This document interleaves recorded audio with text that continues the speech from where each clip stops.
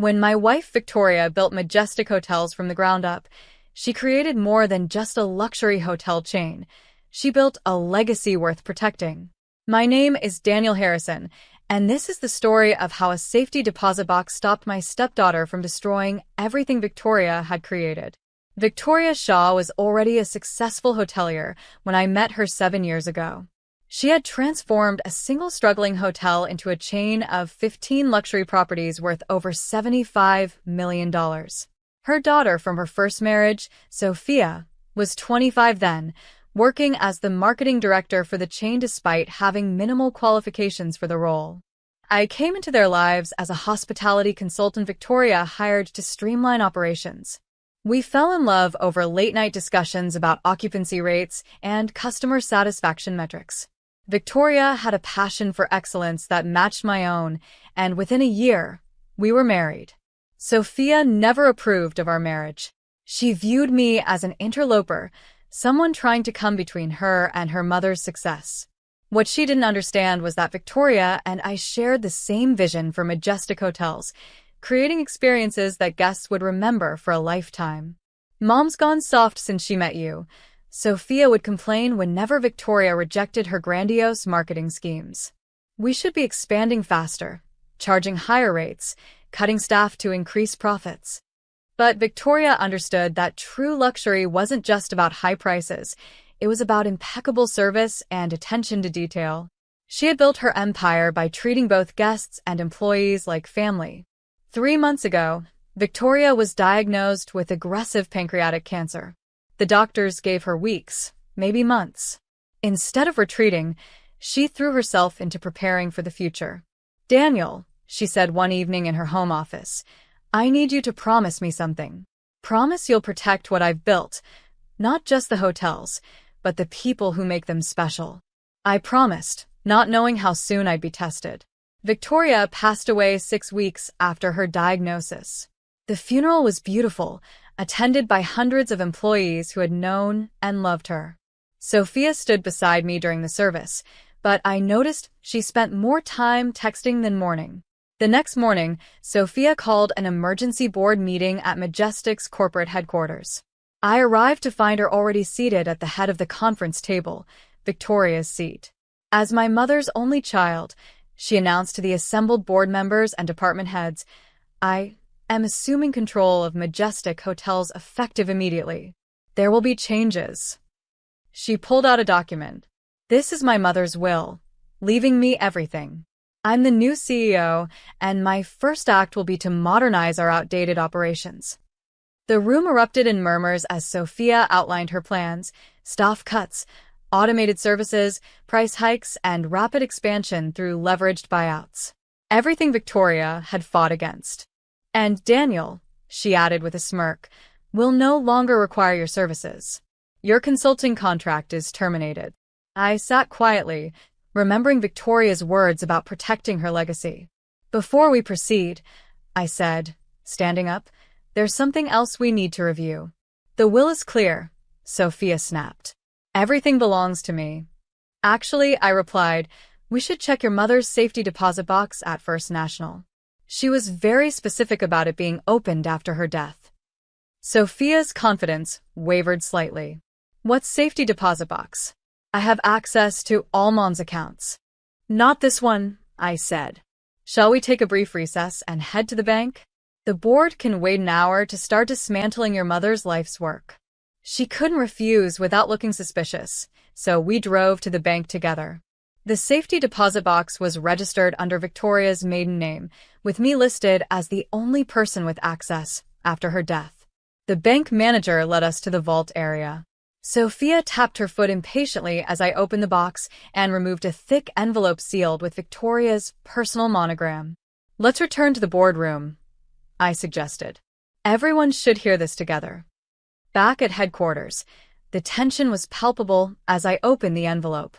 Inside was a letter in Victoria's elegant handwriting, along with several legal documents. "My dearest family and colleagues," I began reading.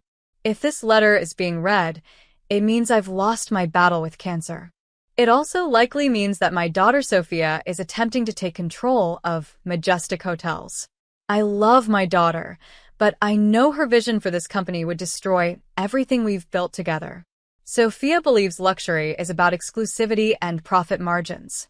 I built Majestic on the principle that true luxury is about making every guest feel special, every employee feel valued, and every property feel like a home away from home. To protect this vision, I took steps to ensure Majestic's future. 3 months ago, I transferred ownership of the hotel chain to the Majestic Heritage Trust. This trust is designed to preserve our corporate culture and protect our employees' interests. The trust is managed by a board of trustees, led by my husband Daniel, whose business acumen is matched only by his commitment to our values. Sophia will retain her position as marketing director, with the same responsibilities and limitations she has always had. The will Sophia is likely presenting is an old one, superseded by these arrangements. I love my daughter, but I love what we've built too much to let it be dismantled by short-sighted greed. To my loyal employees, your jobs are secure. To our guests, the Majestic experience you love will continue. And to Sophia, I hope you'll finally understand that success isn't measured by profit alone. With love and trust in our future. Victoria Shaw Harrison. The boardroom was silent as I handed the trust documents to the corporate counsel for verification. Sophia sat frozen, her face a mask of shock and rage. "This is ridiculous," she finally sputtered. "She can't do this to me. I'm her daughter." "She did this for you," I corrected her. "She hoped you'd learn what she'd been trying to teach you all along." The trust documents were ironclad. Victoria had worked with top lawyers to ensure every detail was legally sound. Sophia's will was indeed outdated, signed before the creation of the trust. As Sophia ran from the room in tears, I addressed the anxious faces around the table. "Nothing significant will change," I assured them. "We'll continue operating according to Victoria's principles. The only difference is that now these principles are legally protected." The next few weeks were challenging. Sophia hired lawyers to contest the trust, claiming I had manipulated her mother during her illness. But Victoria had thought of that too. The safety deposit box also contained videos of her explaining her decisions while clearly of sound mind. The employees rallied behind Victoria's vision. Many shared stories of her kindness and leadership, reinforcing why her way of doing business was worth preserving. Sophia's legal challenges failed one by one. The trust structure was solid, her mother's intentions clear. Finally, faced with the choice of accepting her role or leaving, she did something unexpected. She asked to learn.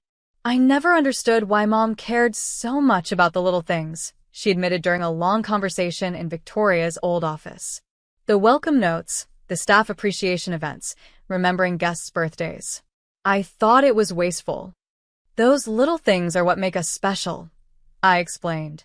"Your mother understood that loyalty, from both guests and employees, is built on genuine care." Slowly, Sophia began to change. She started spending time in the hotels, not just the corporate office. She learned employees' names, listened to their ideas, began to understand the culture her mother had created. 6 months after Victoria's death, Majestic Hotels was stronger than ever. Our employee retention rate was the highest in the industry, and guest satisfaction scores set new records. The safety deposit box that had started everything sat empty now, its contents moved to corporate archives. But Victoria's presence was felt everywhere, in the warm smiles of our staff, the personal touches in our rooms, the way we treated each other like family. Sophia eventually grew into a role as marketing director, finding ways to promote our values instead of just our amenities. She even started a program helping employees advance their careers through education and training, something her mother would have loved.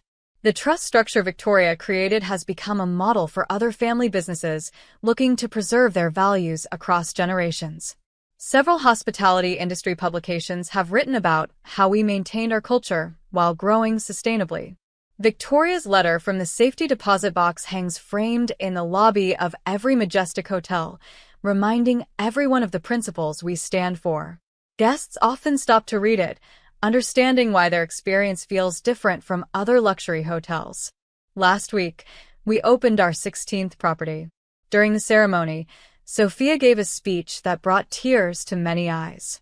"My mother built more than hotels," she said. "She built a family of employees who care, a community of guests who belong, and a legacy of kindness in an industry often focused only on profit. I'm finally proud to be part of that legacy." The safety deposit box that changed everything is now part of company lore. New employees learn about it during orientation, understanding that they're part of something bigger than just a hotel chain. Victoria's vision continues to guide us.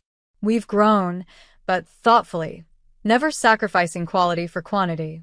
Each new property is chosen carefully, its staff trained in the majestic way of genuine care and attention to detail.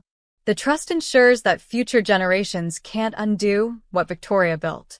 It's not just about preserving a business, it's about protecting a philosophy that puts people first. Sophia has become an advocate for this approach, speaking at industry conferences about how focusing on employee and guest satisfaction actually drives better financial results. She's finally learning the lessons her mother tried to teach her for years. The boardroom where Sophia once tried to seize control is now named the Victoria Shaw Conference Center. The table where I read her letter still hosts our meetings, but now they focus on maintaining excellence rather than maximizing profits. Sometimes when I walk through our hotels, I see Victoria's influence in every detail: the fresh flowers in the lobbies, the handwritten welcome notes, the staff members who greet returning guests by name. These touches might seem small, but they're what make Majestic special. The safety deposit box did more than just stop a hostile takeover. It preserved a way of doing business that values humanity over profit margins. Victoria's legacy lives on, not just in the hotels that bear her company's name, but in the thousands of lives we touch every day. And Sophia? She finally understands that her mother's greatest gift wasn't the hotels themselves, but the wisdom to know that true success comes from creating value for others. The daughter who once saw only dollar signs now sees the real wealth in treating people right. Victoria's final lesson, delivered through that safety deposit box, wasn't just about business succession. It was about passing on values that matter more than money. In protecting her life's work, she also protected her daughter from her own worst instincts. The Majestic Hotel's story continues, guided by principles that proved stronger than greed. Victoria's vision, preserved in a safety deposit box and protected by an ironclad trust, ensures that luxury will always mean more than just high prices. It means treating every person who walks through our doors like family. Thanks for watching. See you again in the next video. Stay stunned.